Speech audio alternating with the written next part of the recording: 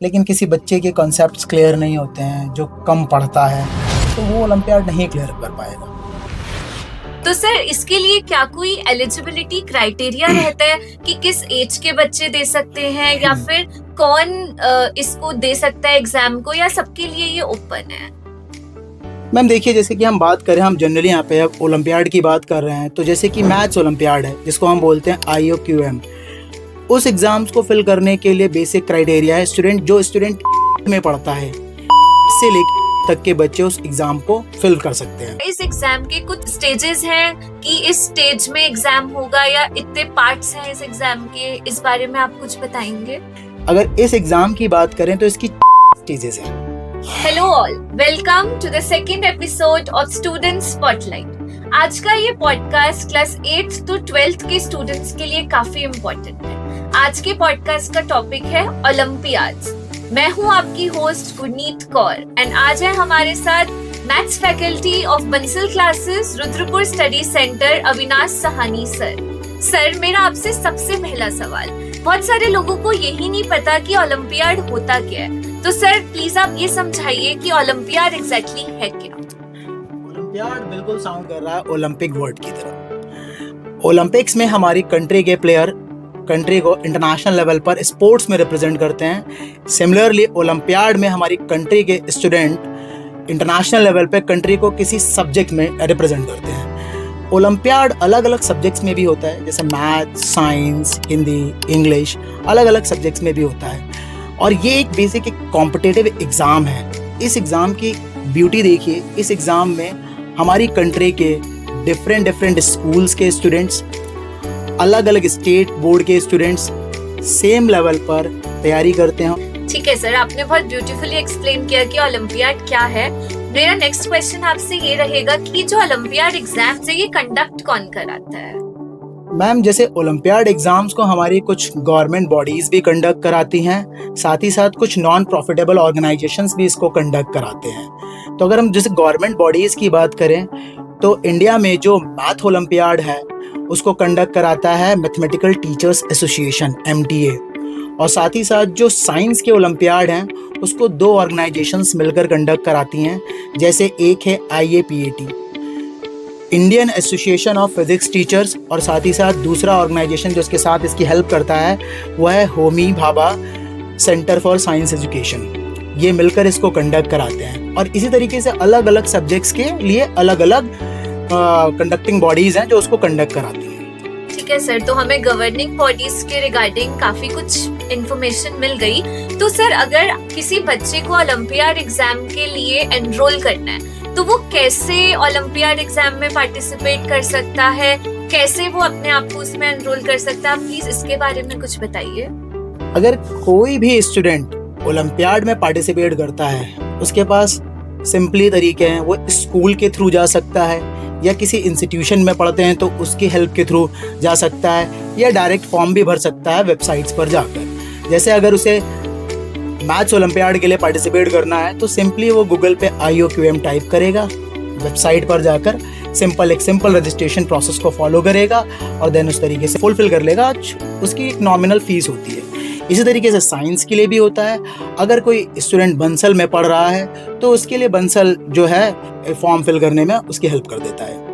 ठीक है सर, तो बंसल क्लासेस हेल्प कर देगा किसी भी स्टूडेंट के एग्जाम फॉर्म फिल करने में। और बाकी अगर बच्चों को कोई भी फॉर्म फिल करना है तो वो अपना गूगल पर उसकी वेबसाइट पर जाकर नॉर्मली फिलअप कर सकते हैं। तो सर इसके लिए क्या कोई एलिजिबिलिटी क्राइटेरिया रहता है कि किस एज के बच्चे दे सकते हैं, या फिर कौन इसको दे सकता है एग्जाम को, या सबके लिए ये ओपन है?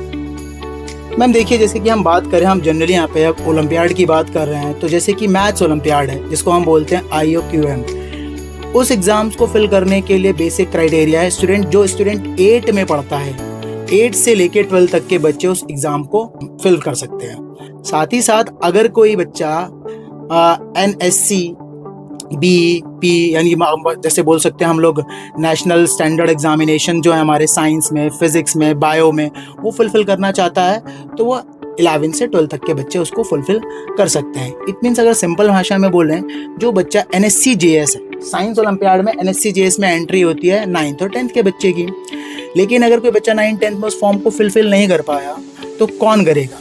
तो उसके लिए 11th और 12th में भी अलग से एग्ज़ाम होता है जिसको हम लोग बोलते हैं नेशनल स्टैंडर्ड एग्जामिनेशन। किसका? फिजिक्स का, केमिस्ट्री का एंड बायो का। तो बच्चों के पास बहुत सारे ऑप्शंस रहते हैं इन केस अगर उनका 8th, 9th या 10th में फॉर्म किसी भी रीजन से रह जाता है या उनके पास कोई इन्फॉर्मेशन नहीं रहती है, तो उनके पास दोबारा 11th, 12th में चॉइस रहेगी कि वो फॉर्म फिलअप कर पाए। सर, क्या इस एग्जाम के कुछ स्टेजेस हैं कि इस स्टेज में एग्जाम होगा या इतने पार्ट्स हैं इस एग्जाम के? इस बारे में आप कुछ बताएंगे? अगर इस एग्जाम की बात करें तो इसकी 4 स्टेजेस हैं। अगर पहली स्टेज जो होती है वो एग्ज़ाम होता है IUQM का पहला एग्ज़ाम होता है। ये एंट्री लेवल टेस्ट है। जनरली ये डिस्ट्रिक्ट लेवल पर होता है। ये हर डिस्ट्रिक्ट में ये एग्ज़ाम कंडक्ट कराते हैं। कौन कराता है इसको मैं पहले ही बता चुका हूँ आपको, MTS को कंडक्ट कराता है। तो पहले स्टेज में इसमें 30 क्वेश्चंस रहते हैं और उस 30 क्वेश्चंस को सॉल्व करने के लिए आपके पास 3 घंटे का समय होता है और ये इंटीजर टाइप क्वेश्चंस होते हैं। ठीक, जब बच्चा ये IUQM का फर्स्ट स्टेज क्लियर कर लेता है तो वो दूसरे स्टेज में जाता है जिसे बोलते हैं हम RMO, रीजनल मैथमेटिकल ओलंपियाड। इस स्टेज में बच्चे के लिए 6 क्वेश्चंस 3 घंटे में उसको सॉल्व करने होते हैं। ठीक, देन इसके बाद वो नेक्स्ट स्टेज में जाता है जिसे बोलते हैं हम लोग शॉर्ट फॉर्म में INMO, यानी इंडियन नेशनल मैथमेटिकल ओलंपियाड। इस स्टेज को क्लियर करने के बाद बच्चा परफॉर्म करता है। बच्चा किसके लिए क्वालिफाई कर जाता है? International mathematical olympiad. और ये इंटरनेशनल मैथमेटिकल ओलंपियाड सिर्फ कंट्री में नहीं होता। लास्ट ईयर ये UK में हुआ है। ये हर साल कंट्री टू कंट्री बदलता रहता है। अब बेसिकली हम कर क्या रहे हैं इन एग्जाम में, आप देखिए, हमको जाना है इंटरनेशनल लेवल पर। हम इंटरनेशनल लेवल पर जाने से पहले पूरी कंट्री से अपनी टीम बनाते हैं। हमारी कंट्री की एक साइंस की टीम बनती है साइंस ओलंपियाड में, मैथ्स की टीम बनती है मैथ्स ओलंपियाड में, कॉमर्स की बनेगी कॉमर्स में। ठीक है, अलग अलग सब्जेक्ट्स में अलग अलग टीम बनती है। तो हम बात कर रहे थे जैसे साइंस ओलंपियाड की। साइंस ओलंपियाड में सबसे पहला जो पेपर होगा जिसको बोलेंगे हम लोग NSC-JS, इसे कौन कंडक्ट कराता है? IAPT कंडक्ट करा दिया फिजिक्स वालों ने। लेकिन इसकी पहली स्टेज ही कौन कंडक्ट कराता है? सिर्फ IAPT। ठीक है, जब कोई बच्चा इस स्टेज को क्वालिफाई कर लेता है तो उसकी एंट्री होती है दूसरे स्टेज में। दूसरा स्टेज उसका होता है क्या? Indian national junior science olympiad, जिसे हम लोग बेसिकली INJSO बोलते हैं। ठीक, इस स्टेज को क्वालिफाई करने के बाद बच्चे का नेक्स्ट स्टेज में सिलेक्शन होता है जिसको बोलते हैं ओरिएंटेशन कम सिलेक्शन कैंप, जिसमें सिर्फ 35 स्टूडेंट सेलेक्ट होते हैं। देन उसके बाद बच्चों की ओलंपियाड कैंप होते हैं। उस कैंप को हम लोग बोलते हैं प्री डिपार्चर कैंप, यानी आपकी इंटरनेशनल साइंस ओलंपियाड में जाने से पहले एक कैंप लगेगा। उसमें कुछ बच्चे 6 बच्चे 35 में से 6 बच्चे शॉर्टलिस्ट होंगे। देन उसके बाद वो लोग जाएंगे किसमें? IGSO में, जिसे हम लोग बोलते हैं international junior science olympiad. I hope sir बच्चों को अब बहुत एक क्लियर विजन मिल गया होगा कि एग्जाम में इतनी सारी स्टेजेस भी पॉसिबल हैं। तो नेक्स्ट क्वेश्चन मेरा ये रहेगा सर, बच्चा अगर कोई भी चीज कर रहा है तो वो बिना बेनिफिट के तो करेगा नहीं, ये मुझे भी पता है और ये आपको भी पता है। तो सर, ओलंपियाड एग्जाम के कुछ बेनिफिट्स होंगे जो आपने इतनी सारी स्टेजेस बताई। मान लीजिए कि अगर किसी बच्चे ने ये सारी स्टेजेस क्लियर कर ली तो उसे क्या बेनिफिट मिलेगा, या फिर अगर कोई बच्चा ये एग्जाम अपीयर कर रहा है तो उसमें उसका क्या बेनिफिट होगा? मैम देखिए, जो ओलंपियाड एग्जाम हो रहा है ना, बेसिकली गवर्नमेंट इसको कराने के पीछे जो मेन एजेंडा है बच्चों में साइंटिफिक टेम्परामेंट डेवलप करने के लिए है। तो सबसे पहली बात, ओलंपियाड एग्जाम से बच्चों को क्या फ़ायदा होगा, क्योंकि छोटे बच्चे फ़ायदा ज़्यादा समझते हैं। तो अगर हम बात करें, कुछ जगहों पे बच्चों को रिवॉर्ड मिलता है, और पहला पॉइंट तो सबको समझ आता है रिवॉर्ड, तो रिवॉर्ड मनी मिलती है कुछ। साथ ही साथ अगर हम दूसरी बात करें, बच्चों को और क्या फ़ायदा होगा? बच्चों को दूसरा फ़ायदा होता है, जैसे कि अगर किसी बच्चे ने ओलंपियाड क्लियर किया है तो वो बिना JEE एग्ज़ाम दिए इंडिया के कुछ रेपुटेड IIT में डायरेक्ट एडमिशन ले सकता है। जैसे IIT कानपुर ने इस चीज़ को इनिशिएट किया है, IIT बॉम्बे ने, IIT मद्रास ने। बच्चे डायरेक्ट बिना JEE क्लियर किए IIT में जाके कुछ कोर्सेज में एडमिशन ले सकते हैं। नेशनल लेवल की बात हुई। अगर किसी बच्चे ने इंटरनेशनल लेवल पर, यानी हमारे जो 6 बच्चे कंट्री को रिप्रेजेंट करने के लिए गए और उन 6 बच्चों ने वहाँ पर भी अच्छा परफॉर्म किया, उनको वहाँ पे गोल्ड मेडल मिल जाए, क्योंकि टीम को जीतने के बाद ना गोल्ड मेडल, सिल्वर मेडल और ब्रॉन्ज मेडल मिलता है। अगर जीतने के बाद अगर वो जीत गए तो उन बच्चों को वर्ल्ड के किसी भी रेपुटेटेड यूनिवर्सिटीज़ और कॉलेज में मिल जाता है। इंडिया के बच्चे मोस्टली जो अमेरिका की यूनिवर्सिटी है MIT, उसमें एडमिशन ले लेते हैं। सर मेरा नेक्स्ट क्वेश्चन आपसे ये रहेगा कि हर एक स्टूडेंट अपने स्कूल लेवल की पढ़ाई तो कर ही रहा है, तो क्या उतनी पढ़ाई से वो ओलंपियाड को क्रैक कर सकता है या फिर उसके लिए उसको कुछ अलग से प्रिपरेशंस की रिक्वायरमेंट रहेगी?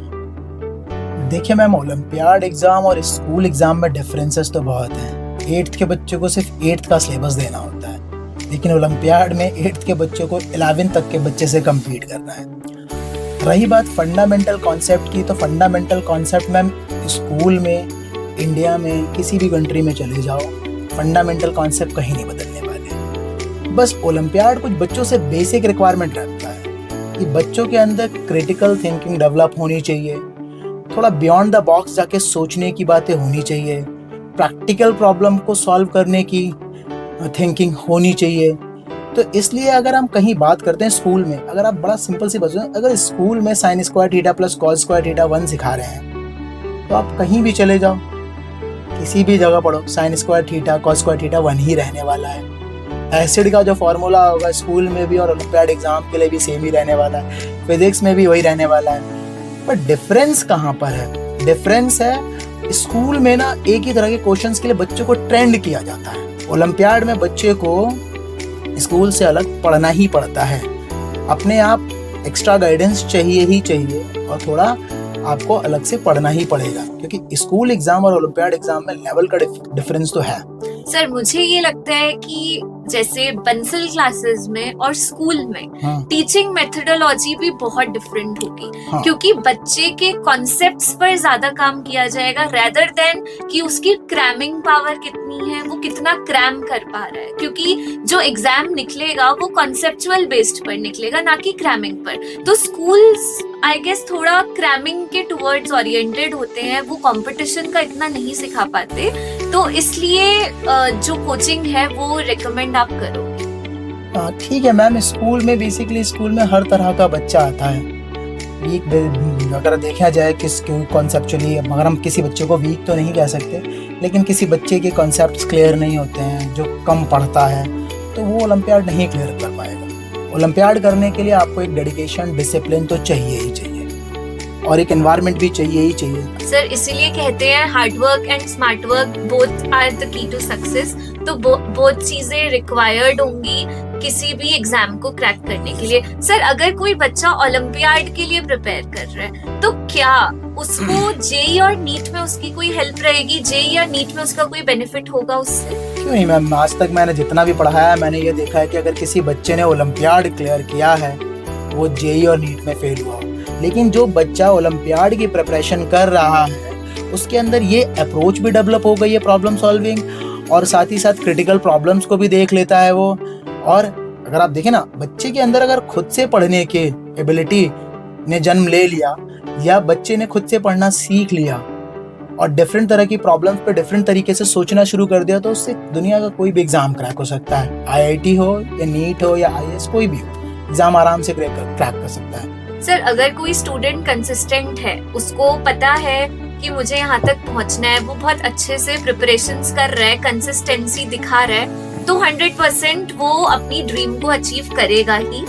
मेन चीज ये है कि वो कितना टाइम डिवोट कर रहा है उस चीज में, वो कितना अच्छे से कॉन्सेप्ट्स को सीख रहा है, कितना उसका दिमाग डेवलप हो रहा है। तो इन सारे पैरामीटर्स पर डिपेंड करेगा कि वो ओलंपियाड या फिर कोई भी अदर कॉम्पिटिटिव एग्जाम कितने अच्छे से क्रैक कर सकता है, उसकी प्रॉब्लम सॉल्विंग स्किल कितनी अच्छी हो गई है। तो सर लास्टली मैं आपसे ये पूछना चाहूंगी कि बंसल क्लासेस एक बहुत ही अच्छा इंस्टीट्यूट है, बहुत ही रेप्यूटेड इंस्टीट्यूट है, बहुत सालों से चल रहा है, तो बंसल क्लासेस का क्या रोल रहेगा एक स्टूडेंट को ओलंपियाड के लिए प्रिपेयर करने के लिए, या फिर हम कहें कि किसी भी अदर एग्जाम की प्रिपरेशन के लिए? देखिए मैम, जैसा आपने पूछा कोचिंग इंस्टीट्यूट बंसल जो है उसका क्या रोल रहेगा, देखिए मैम, किसी भी एग्जाम को क्रैक करने के लिए एक स्ट्रक्चर्ड लर्निंग की ज़रूरत होती है, एक्सपर्ट गाइडेंस की ज़रूरत होती है, एक्सपोजर ऑफ एडवांस क्वेश्चंस की भी ज़रूरत होती है,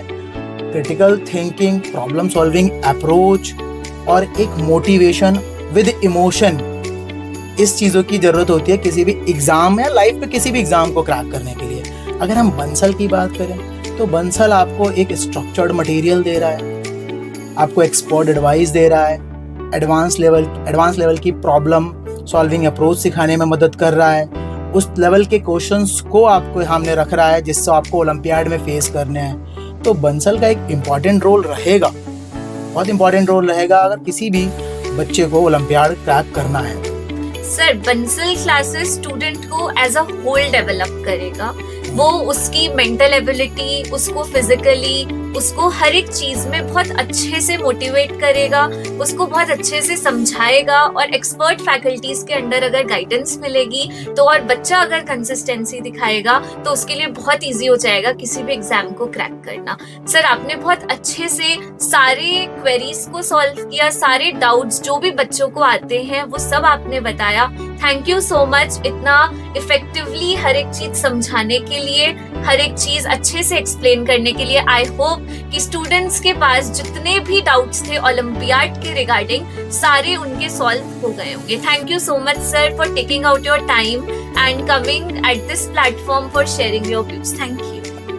Now I would also like to thank our patient listeners जिन्होंने इतना टाइम निकालकर हमें सुना और समझने की कोशिश करी। I hope कि आप लोगों की ओलंपियाड के रिगार्डिंग जितनी भी क्वेरीज थी सारी सॉल्व हो गई होंगी और हम ऐसे ही नया कंटेंट लेकर आते रहेंगे और बच्चों के जो रियल लाइफ इश्यूज है, उनके जो बहुत सारे करियर रिलेटेड एग्जाम्स हैं, उन सबको सॉल्व करते रहेंगे। Thank you so much for being the patient listeners and we'll come soon with more such content. Thank you.